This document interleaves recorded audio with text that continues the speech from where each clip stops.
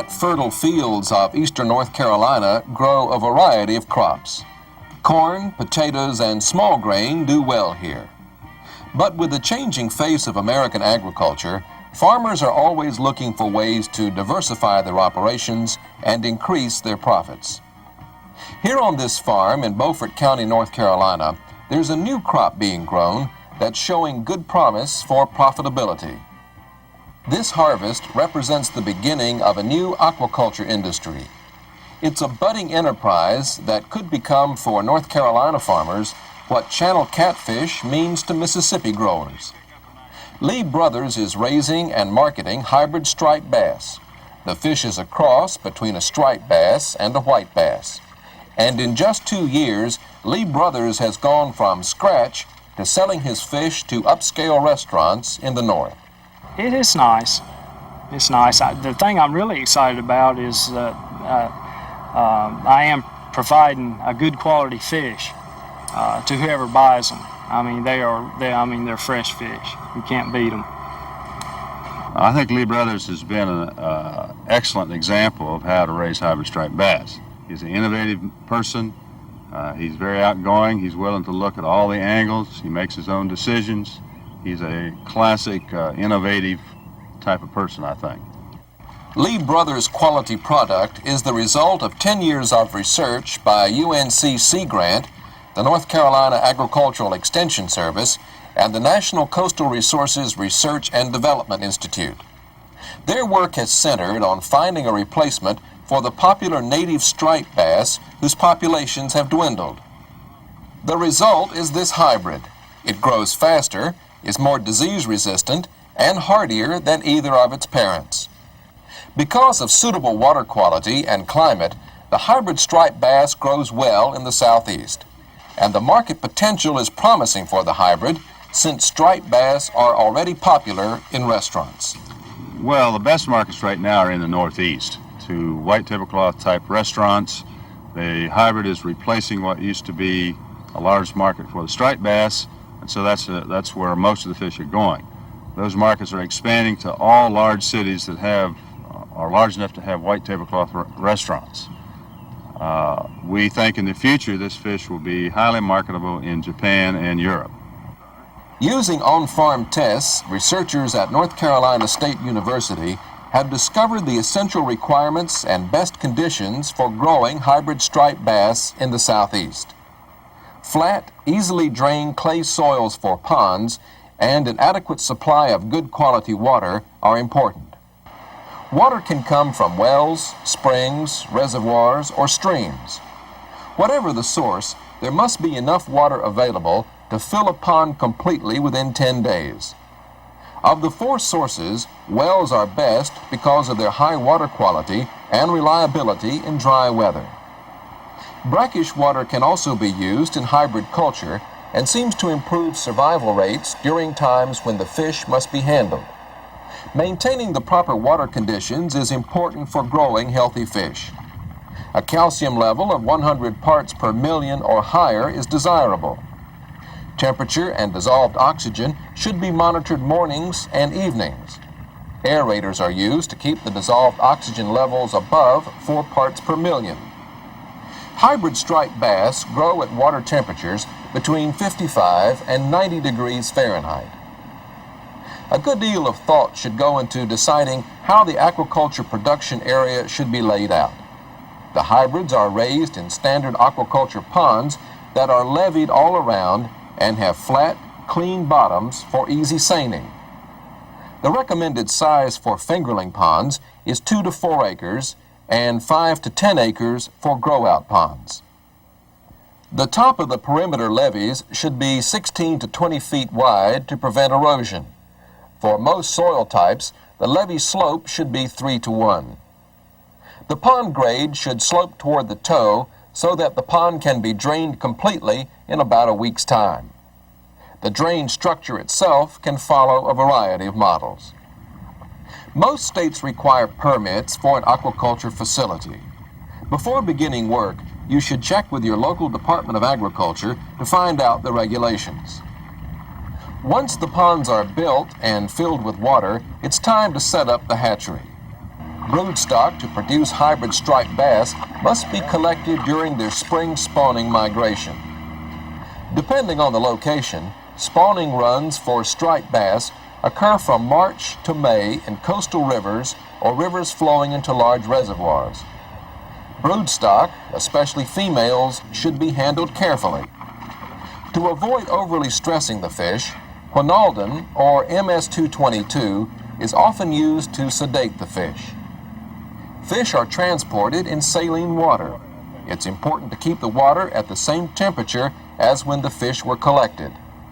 Ice can be used to maintain the water in the 59 to 65 degree Fahrenheit range. As soon as the fish arrive at the hatchery, they're tagged for identification and injected with a hormone, HCG. HCG induces the final maturation and ovulation of eggs in the striped and white bass. It's also used to enhance sperm production in males. After the brood fish are injected with the hormone, they should be segregated by species and sex to aid in handling and to prevent spawning in the holding tanks. For female striped bass, an egg sample is taken 20 to 28 hours after the injection. Eggs are examined to determine how long before ovulation will occur. Ovulation in striped bass and white bass females is verified by applying slight pressure to the abdomen of the fish. When the eggs flow freely, complete ovulation has occurred.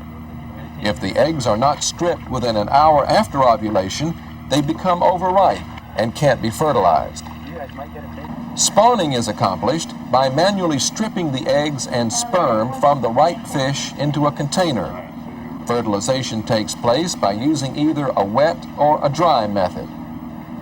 With the wet method, the female's eggs are stripped into a small amount of water and sperm is added periodically. With the dry method, the striped bass female's eggs are stripped into a dry container. Sperm is stirred in and water added to allow fertilization to take place. Female white bass eggs are sticky and must be treated to remove their adhesiveness. These eggs are fertilized using a variation of the dry method. After the water and sperm are added, the fertilized eggs are removed and placed in a tannic acid solution. The most common method of incubating the striped bass and white bass eggs is in a modified McDonald hatching jar. The jar has a tube within a tube design that permits water to circulate and keeps the eggs in motion. Air is allowed to escape without lifting the eggs out of the jar. One jar can hold 100,000 to 250,000 eggs. When the fry are 2 to 10 days old, they can be stocked in fertilized ponds at the rate of 125,000 to 250,000 fish per acre. Fry should be stocked at night since they may be killed by exposure to the sun's ultraviolet rays. The larvae should be gradually acclimated to the new water temperature and water quality. Nursery ponds can be filled about 2 weeks before stocking fry. Most hatcheries use fresh water in their ponds, although brackish water, up to 5 parts per thousand, is used in some areas. Raising hybrid striped bass successfully depends on an adequate population of zooplankton for food. Nursery ponds should be fertilized with a combination of organic and inorganic fertilizers to speed the production of zooplankton. At the end of the 30 to 45 day nursery period, fingerlings are harvested by seining. Fish that are to be sold for culture are held a few days in raceways where they can be taught to eat pelleted food. For the first few weeks, the fish are fed a 45 to 50% protein salmon starter in crumble form. Initially, this ration is fed twice daily, equaling 15 to 20% of the fish's body weight. After 6 to 8 weeks, the fish are large enough to take the smallest pelleted food. Normally, a 38% protein trout grower is fed from then on. During the first year, the fish should be graded and sorted to prevent cannibalism. At the end of the first year, the advanced fingerlings are harvested by seining. The fish are funneled into live cars which can be moved close to shore. From there, the fish can be transferred to containers to be moved to grow-out ponds. Fish survival to this point should be around 85%, and the average weight of the fish should be 1/4 to 1/2 pound. The advanced fingerlings are stocked in the grow-out ponds at the rate of 3,000 to 4,000 fish per acre. Maintaining good water quality is one of the most important aspects of aquaculture. It's essential to monitor the levels of dissolved oxygen. Low levels of dissolved oxygen can become a major problem for the fish at this stage of growth. To keep oxygen levels up, it's important to keep the pond water aerated.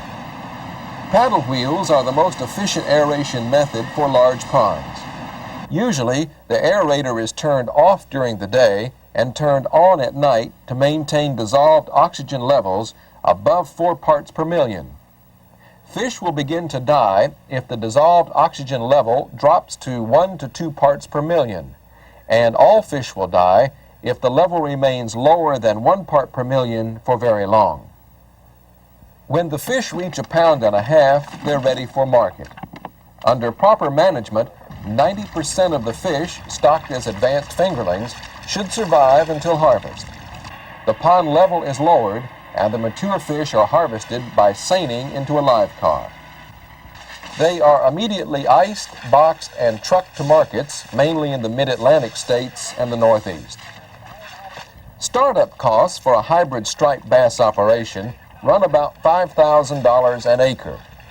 It also takes another $5,000 an acre to raise the fish to market size. A well-run hybrid striped bass operation can be profitable, but like all farming, success requires plenty of hard work. The returns can be very good if you're a successful farmer. If you pay attention to detail and raise your fish successfully, the returns can be initially in the range of $1 to $1.50 a pound over your production cost. The personality that the person needs is one where he's willing to pay attention to detail, he's not afraid of taking risk, and he's not afraid of putting in many long hours. Much like a dairy farmer to me, who has to be there morning and evening to take care of his cows, the fisherman is going to be the same kind of person. After 2 years as a hybrid striped bass pioneer, Lee Brothers has some advice. They need to study up on whatever they're going to raise as much as possible, and go places, visit other farms, see what other people are doing. It could save them money.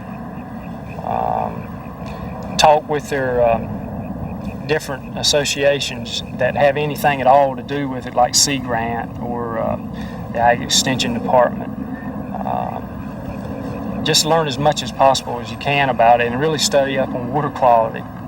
I think we're going to see ponds pop up here and there, and people are going to be riding down the road saying, "What's that?" You know, I really do. The catfish industry is growing real quick in North Carolina now, and I really believe that the way the river systems and the sounds and all are getting around here now, and the commercial fleets are catching fewer fish all the time, I think it's a way of the future.